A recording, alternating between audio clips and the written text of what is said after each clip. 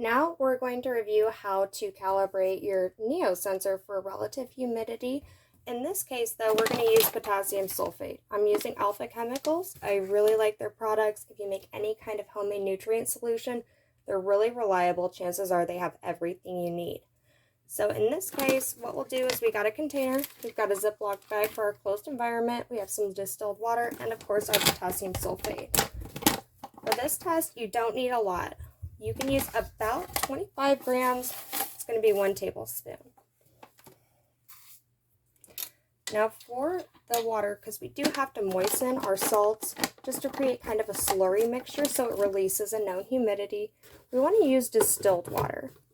Tap water contains a lot of contaminants. That is going to actually throw off your readings, even in the slightest, and we don't want to risk that.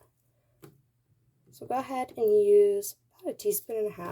We just want a little slurry mixture. We don't actually want to dissolve the salt. We just basically want to moisten it and get it wet.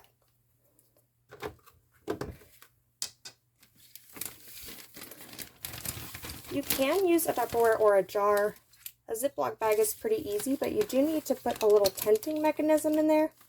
A chip clip is fine. It does the job and it allows the air to circulate so that your Neo can read the humidity there. Go ahead and put that in the bag. Press that up at the end. And then we're going to go ahead and put our Neo in there. You just want to wait about 4 hours or so. Let your Neo adjust and let the salts release the humidity that we know that we're going to get. Now after that time, go ahead, open up your iMatrix app. You should see your sensor on there. If your sensor isn't showing up, go ahead, press that button on the back, refresh your app, and then you'll see your sensor show up. So go ahead and click on your sensor. Once it shows up, you'll see the current reading. Just take note of that. You'll need that in a moment. Click Configure and Calibrate.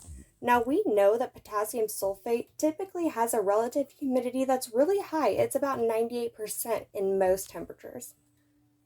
Now, the first reading that you took from your Neo, that's what you're going to press in your first box. In the second box, put the 98% that we know the potassium sulfate is going to be releasing.